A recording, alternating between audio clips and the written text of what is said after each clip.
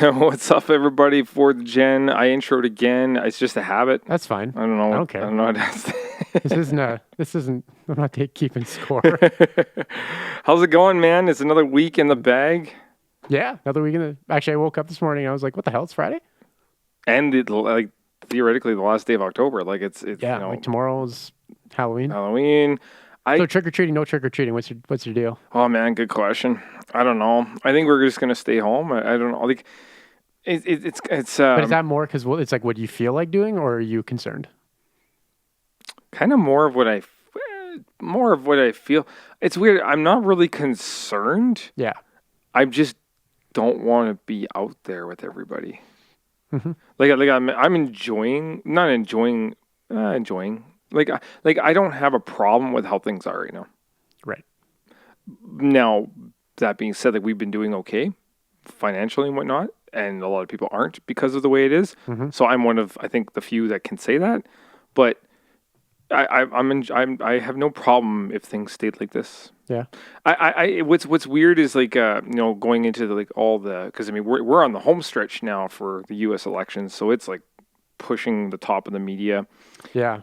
The one thing that's bothering me about, and not to go into any of this stuff, but it's just kind of using it as a platform for this conversation. The one thing that's bugging the shit out of me about this is like, Biden's out there screaming, I'm not going to shut down the economy. I'm not going to, but I am going to shut down the virus. And then you look at a Trump rally and everybody's out there with no masks, close distance, screaming and yelling. And with Biden, it's like, man, not just Biden, with everything. At the end of the day, when the cure is just listen to science and just don't, just like Biden doesn't control me. Trudeau doesn't control me. At the end of the day, it's my decision on whether I want to go out and not listen to the scientists. Like, you can't control me. So who's responsible for their own health? Yeah. When Biden's out there saying like I'm gonna stop this virus, Biden, you can't do it if the people don't listen. Just at the end of the day, if I don't go get the vaccine for smallpox and I get smallpox, I can't turn around and be like, well, you didn't jam smallpox vaccines into my veins. What the hell it's your fault? No. The options were there. The options to wear a mask and the options to not to social distance and to not go into crowded bars and not, that is the recommendation, to not do that, to stay healthy. If I decide to not do that and go out and get sick, I can't bitch at anybody else for that fault. Yeah. So I'm frustrated with, Like, are you frustrated about the sort of government's meddling? no, I'm frustrated with the stupidity of humanity when it comes to like there's science. And I know there's just such this crazy culture of mistrust now on like, oh no, scientists are paid and this and that and this. But it's like, but we know people are dying when they're going out in a group of people and getting sick. And if they get sick, they can die. Well, okay. They can, What's can? Like they can die. Well, again, if they have underlying health conditions and things like that, Right. like they have so their risk is higher. Let's just say. Okay, so I'm really interested to see where you're going to go no, with this. I mean, if the choice lies with the person, Yeah. then why would the government order a business to close down? If I'm, No, it's a good point. that's, I guess, of everything going on, that's my biggest issue. It has really nothing to do with the science. So then open it all And up. that's what I think, because and now that it's been 6 months and I wasn't looking at it from a business perspective. No, I know, but I mean, what I think that's what they're basically, the government, like when it was week 1 and we didn't know what the hell was going on, it was like, okay, let's just like take a breather here and see what's going on. Mm-hmm. But the problem is that they actually technically never actually shut down because all of the big box stores stayed open. Right. Right? So they actually never ran that experiment. Are you going a conspiracy on? No. No, I mean, but they never actually ran the experiment properly about like, if everybody stays in their house for 2 weeks. Well, I think panic mode just set in. I don't think so. You don't think so? No, I don't think so. Really? I think, who was it? There's a scientist in the UK who he basically said it perfectly. He's like, we have never tested as obsessively for anything ever. Okay. In the history of modern civilization as we have with this virus. Yeah. You know what I mean? Like, so in a city of a million people, to have a news story that they got 40 new cases today or 100 new cases after they've tested 18,000 people. And it's like every day. And it's every day. Like, you know what I mean? I have this feeling that there's this, there's this vibe of this kind of like constant pressure on like, it's the same thing. Like if we literally every day, we reported every single death from everything every day. That was the news story. Yeah. News story. 5,200 people die in Alberta. That's just it. Yeah. That was the news story. Old age, car accident. It didn't matter. They're just like, pneumonia. Yeah. Car accident. Slip and fell off a fucking chair. Yeah. Broke his neck. He's an idiot. Like everything. How long would it take before we stop doing anything? Like that's the thing. Like that's what I'm. It's sort of like cars. Like I mean, cars is perfect. 30,000 people die in Canada every year because of cars. Yeah, 30,000. We still do about $1.50 on the Henday. Like you know what I mean? Like they haven't mandated that everybody do 20. Right. Like so it's just this weird. Well, it's just this weird how they go about it. And I totally get in the first couple of weeks because you didn't know what the hell was going on. Like, yeah, it could have been 50-50. It could have been like, if you catch it, man, flip a coin. Right. And then that's a different story altogether. Like I've said it a million times. If I lived in Toronto when SARS happened, I wouldn't leave my house. Yeah. I wouldn't have left my house. There's no way. Like 60% chance I'm going to die. No, thanks. Like I won't even risk it. Like, even if it's 1 in 1,000, 1 in a million, it's like, I'm not going to risk that. Like, there's no way. But, now that we've been in it, and it's like, yeah, like some people don't even realize they're sick. Yeah. Like, it's sort of like, at what point do you say it's not a pandemic, it's endemic? Like, it's just what it is now. Right. And so. But that's kind of like the theme that's been going around, like the new norm. Well, no, see, the new normal. Is massive. The new normal is, like the term the new normal is scary because it's sort of like, no, we've decided that this is how it is now and this is how it's always going to be. So when they say new normal, they're basically saying there will be no more concerts. There will be masks everywhere. All of the restaurants will be closed. You know what I mean? Like, so like, okay, do you think it's ever going to come back? That's what I'm saying. I think there's are concerts over? Yeah. Like, period? Like, I'm not even going to lie to you. Like, I actually got emotional because I was watching, like, I have music on in the background of when I'm working on YouTube. I have music videos and stuff going. Yeah. And it was a live concert, like a video of it was like some festival. Yeah. And these people were just in the crowd, just going, like just giving her just in the music and like bumping into each other and laughing and hugging and then I'm like, that's like, you're literally just decided to ban that. It's weird because like, I mean, going into the emotional part of it, I just watched a video the other day. I was showing my wife Ultra Music Festival. Yeah. Miami and stuff like that. And like hundreds of thousands of people. Yeah. In an area. And like, if that's just over, that's over. Yeah. And it's like, what does that mean? And then if that's over, then it's like those people who go up on the stage, at what point they're like, what am I doing?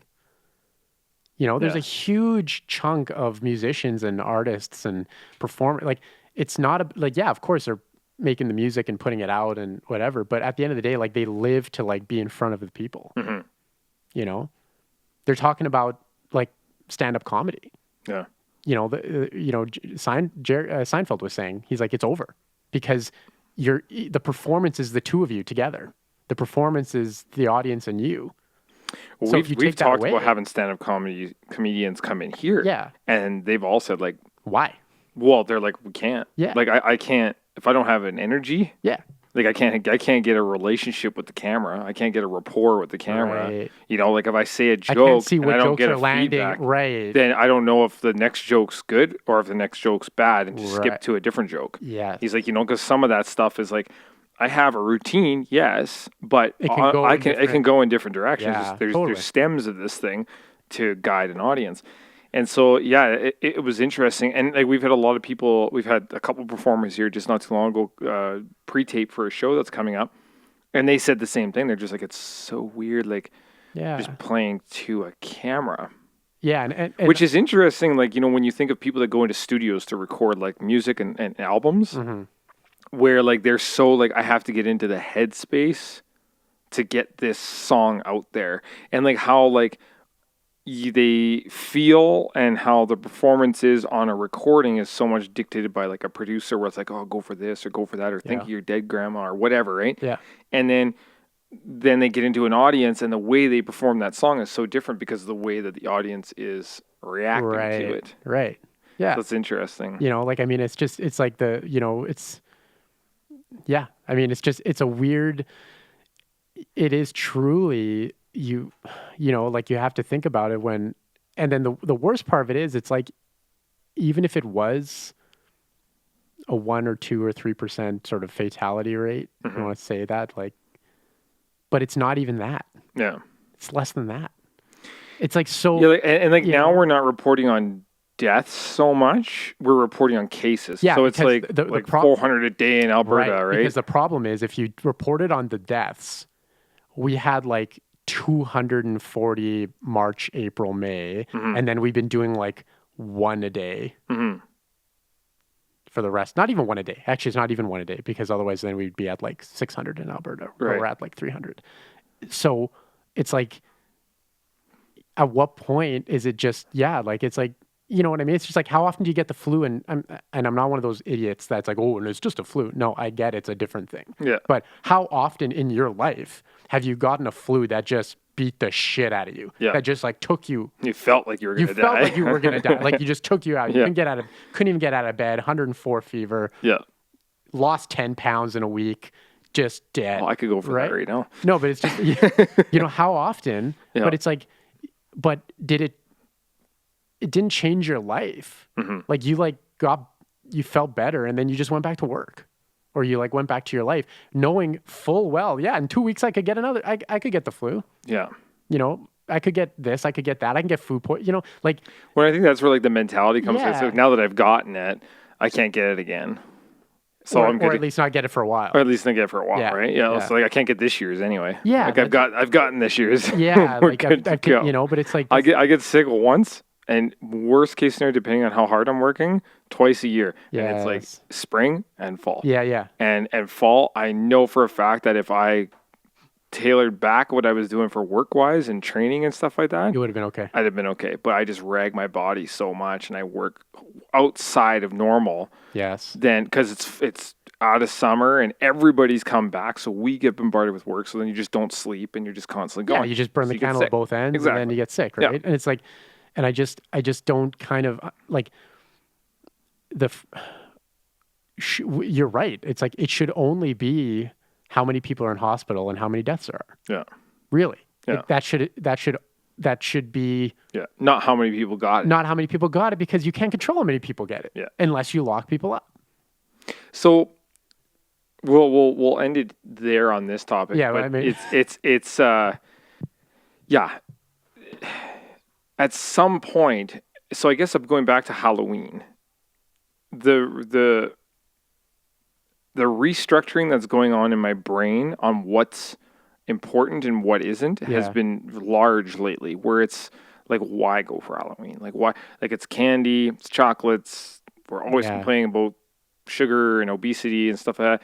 And it's like now it's like more thoughts for my daughter, and it's like, well, she'll have fun, but I mean, we can dress up and we can do something special here at home that'll be just as fun. Yeah. And just as interesting. And so it's now it's becoming like, well, why did we do that? Why did we, like, I don't know, in recent years, as I've gotten older, it's weird that like, I've kind of like disconnected from things. Why Easter?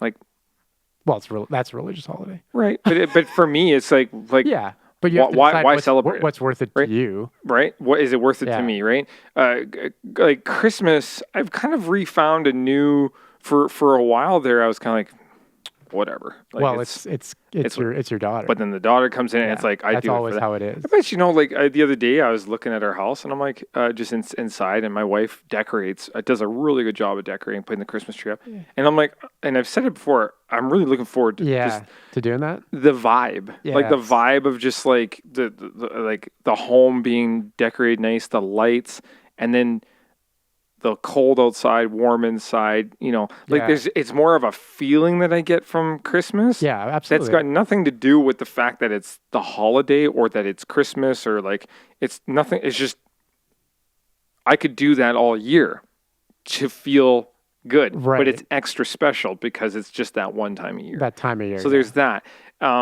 It just feels like we've got so many bloody things in a year now that they've all kind of just lost meaning and mashed well, you kind of together. like you get off one thing and then you start on to the next one. Yeah, right. And it's like it's true.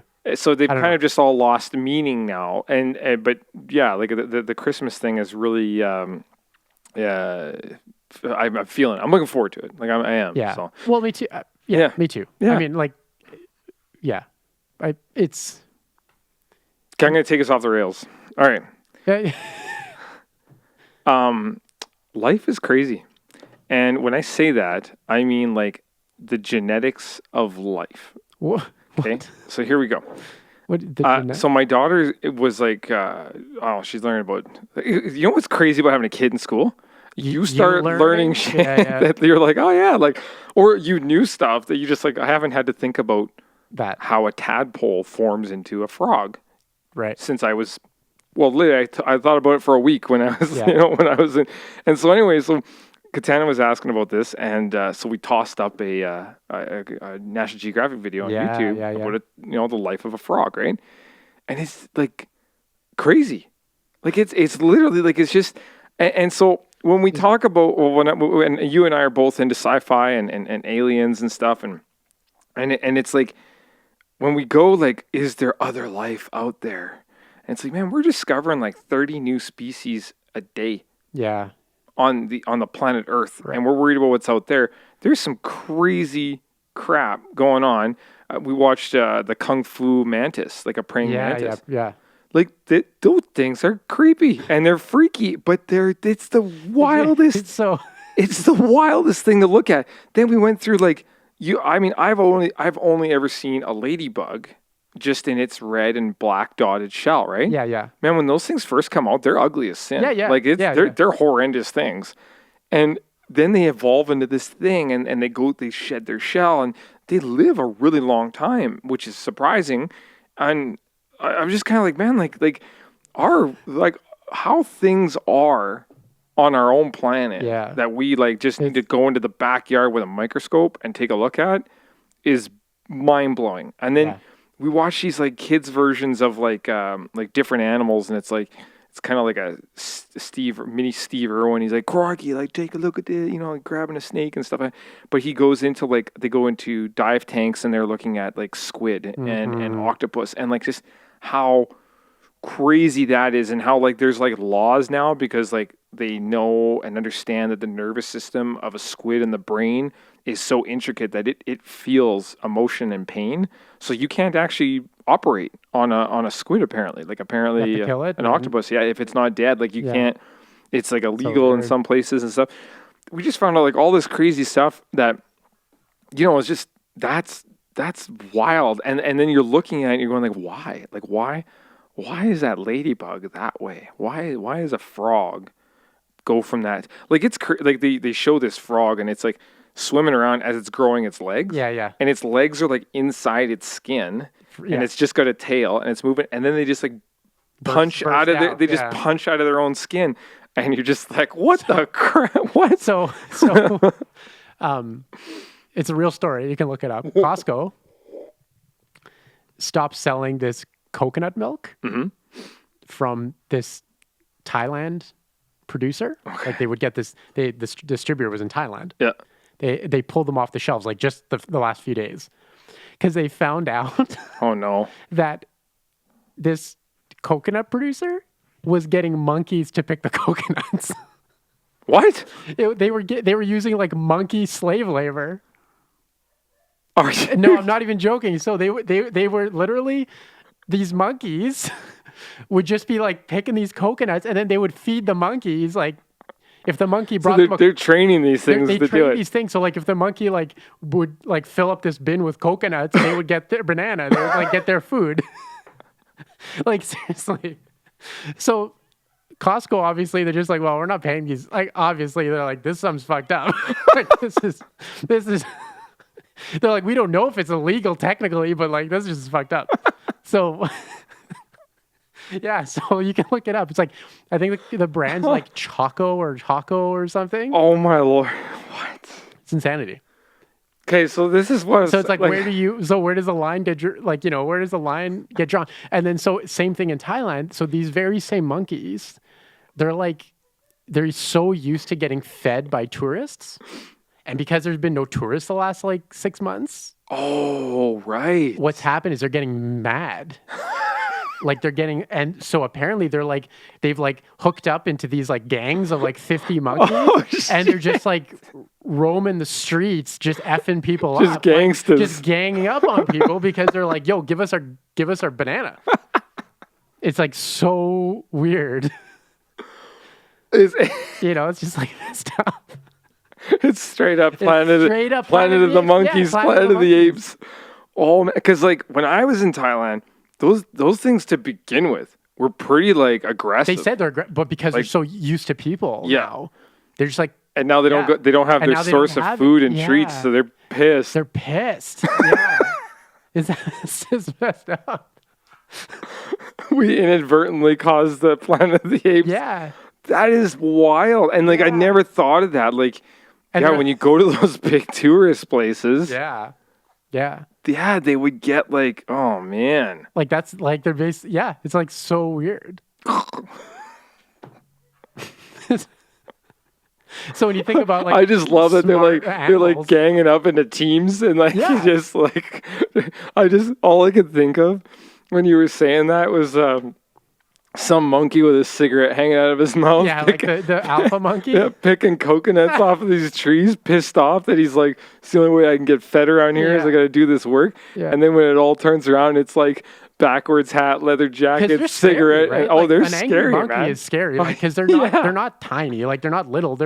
Some of them, they're big enough that and what's like freaky? They can hop on you and push you over. Right? And like we saw that, like we were at like a couple of these temples in Thailand, and like the monkeys would like jump out of trees, and they're not like that light, right? And they'd like land on people, yeah. And then these people, but then you buy a thing of bananas to give to them, and like these girls are like sitting there. It's always was usually the girls, and they want to give the bananas to monkeys, and these things are like yanking on their hair and pulling on them and stuff, and it's like it's not kind of mean, and like What's really interesting is, or what is so creepy about them, I think, to me, is the unpredictability.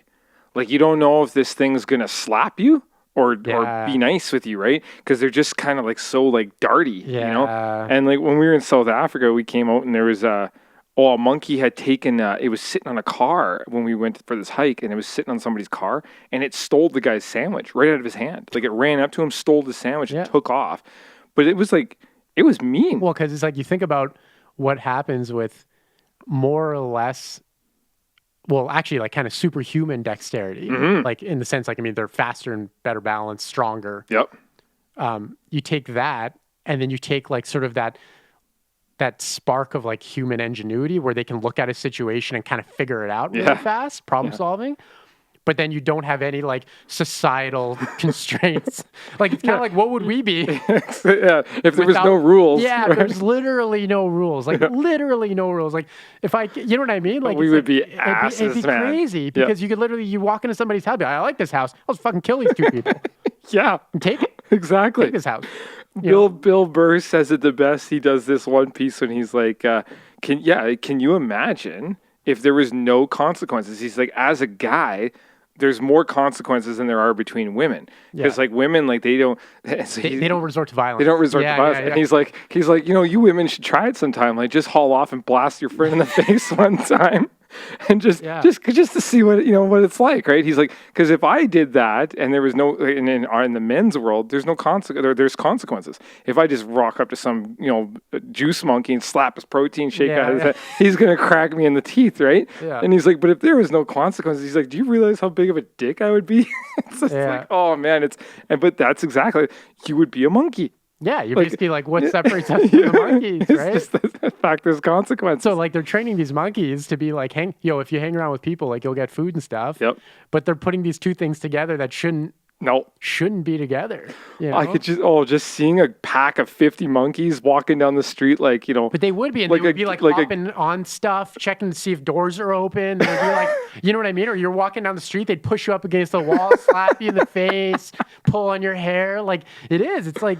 And there's 50 of them. Like unless you're carrying a bat. They could be fucking stealing people's wallets. It wouldn't take long for them to be like, yo, money's where it's at. Yeah, like all we know is this stupid human goes into this store, he like takes out this black thing and then he like gives them something and then he just takes all the bananas and walks out. It's like, give us that wallet. And they just go around throwing wallets at stores and stuff. Like it's scary. Oh man. I don't know. So speaking of monkeys, no, I'm 100% sure that we sent a monkey to space, right? No, that was the Russians sent a dog to space, and then we sent a monkey to space. They both died. They died? Yeah, because it was a one-way trip. It was a one-way trip. Yeah. Well, obviously. But what if that monkey's still going? What's the monkey going to do? Controlled re-entry? I don't know. Back and fly the space shuttle? But this is where my point is. We're having such a bugger of a time for a smart human being to get up into space, but we sent a monkey? Yeah, but we just sent a monkey. I guess just we sent it to his grave. But if we could, but yeah, it was just to see if a human could survive the blast off and get into space. And then if the spacesuit would actually protect the person properly. It's just like, can you imagine that monkey made it back alive? He'd be going to his other monkey buddies, just being like, "Yo, do you know what I just did? Like, I got some stories, man." Yeah, but of course the Russians send a dog. It's like, why don't you send the monkey? It looks more like a human, isn't it? Like if you're trying to test. Oh, nothing but comedy, the dog man. was fine, but. Oh, jeez. It's just like, they didn't, I don't know. Yeah. It's a weird, it's weird. Yeah, this episode was kind of all over. Yeah, and Walmart pulled all their guns and ammo off the shelves. In the States? Up to the election, yeah. It's like. Leading up to the election? Yeah, so right now you cannot go into Walmart and buy guns and ammo. And the idea is that they don't want people stocking up, but also they're afraid that at the election day or right after the election, they're going to have looting, and so they don't want the guns and ammo on the shelves where people will if they're going to steal TVs and steal other shit, they would just rather people not steal the guns and ammo. See, but it's like that, only in the US. Maybe. It's just such a crazy yeah, we're out of control, man. When shit when shit's we are just as a species, man, we're out of control. When stuff like that's happening, when they're talking like that, that's just kind of we can't trust each other. Well, I think there's and my brother-in-law actually said it, which was an interesting thing to say. He's basically we haven't actually adapted to the bombardment that social media and the internet places on our brains. Yep. I think it's actually making people crazy. Oh yeah. And I haven't seen it yet, but that's the Social Dilemma documentary. Apparently it's all about that. Yeah. We're just not ready for you're not ready for it. No. So it's sort of this when you think about how long we've had it, call it 20 years, 30 years. Yeah, say 30 years. Social media? that, you know, like like the world connected the internet, right? Yeah. You know, it's basically like that it became a household thing was like 30 years ago. Yeah. But to go from that to what we have now in only 30 years. Oh, it's crazy. Yeah, like it's insane, right? Yeah. It is. Yeah. So we haven't really adapted to it. So I think that's, you know. Okay, really quickly before we go, Jexy, I think it's called. It's a movie. It's on, I believe it's on Amazon Prime. Go watch it. Jexy. Jexy? Yeah. So it's about this new phone that comes out with a new AI that gets attached to the human, right?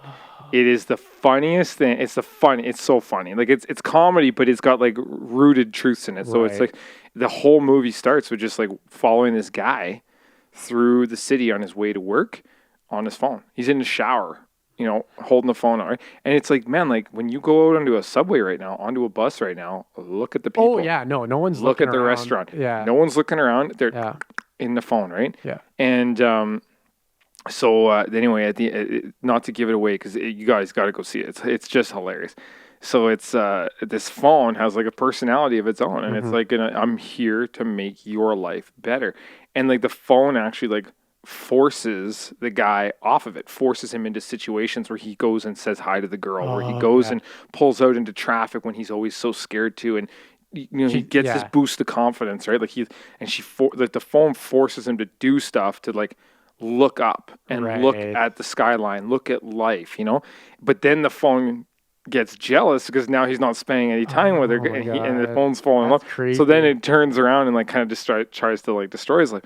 But it's so funny, but it's so true on just how like the bombardment of technology and like that loss of human connection is just such a crazy world. Like it's and like Elon Musk is like working on the neuro interface. Yeah, man. And he's like, if we don't merge with the machines, they'll just take over. Well, the algorithms, like again, going back to Social Dilemma, the algorithms that are feeding us, like that are part of these programs that are feeding us information, learns our behavior. Like it learns our wants, our needs, our interests. And then it overloads it. Yeah, it tweaks them. So it's like, oh, hey, like, you know, if you like that, you'll like But this. that's the other thing, too. It's like, so wild. I felt like growing up, even if I like, it kind of, it's making it so stuff now doesn't have as much value. Because growing up, even if I loved sci-fi, like, let's say, I love sci-fi, I loved movies, I love spaceships and robots, and like, I loved all that stuff. But like, I couldn't get it when I wanted it. I could only get it, you know what I mean? Like I would go to school and you can't get it. Like it's like, or your parents like, yo, we're going to the bank. Be like, no, I want to watch this movie. It's like, no, we're going to the bank. Too bad. Yeah. And you can't get it. And then it had that much more value. Like, oh my God, I can sit down like for 2 hours. I'm going to like watch this movie. Yeah. Where it's like now, if the algorithm learns what you like and just feeds it to you nonstop, it's like there's no way that doesn't have an effect on how much joy you get out of it. We programmed the machine to learn how to program us. Yeah. It's like the monkeys and the bananas. It's the exact same thing. We're just monkeys and bananas. We're just monkeys and bananas, and that's what it is. I mean, it's amazing that we made this entire podcast come all the way back. There we go. All right, guys, that's all the time we got for today. We got to hit the road. We're going to watch Mandalorian today, so then we'll talk about it next week. Yeah, absolutely. Yeah. And it's only one episode, right? It's one episode. Yeah, so what a ripoff, because... well, they binge it in like 20... I binge it in like... like 4 hours. Whatever, 4 hours, yeah, exactly. Be done. Yeah, so, and it's like... because I'm really debating whether or not I even want to keep our Disney... I mean, it's cheap, but it's like... I don't know, it's just one more thing. Yeah. If we want to keep our Disney Plus membership, but of course Mandalorian comes out and then they say, oh, we're going to release it, episode by episode. It's like, well, now I have to renew my membership. Well, it's eight episodes a year, or 10 episodes, call it, whatever. Right. So it's like, even if you just, it's 100, so you're still paying like, even if you just do Mando, it's $12 an episode, essentially. That's true. So like, is it worth, Is it worth it? I'm waiting for all the other stuff. All the Marvel stuff. That's all I care about. Really, that's all I care about at this point. Although now I'm starting to dig into the National Geographic stuff just for the kids and the kid and stuff. So kids, because I include my wife in there. I love you, honey. Anyway, all right. Let's rock and roll. Have a great weekend and safe Halloween and enjoy Mando and catch you next week. Yeah. Peace. Peace.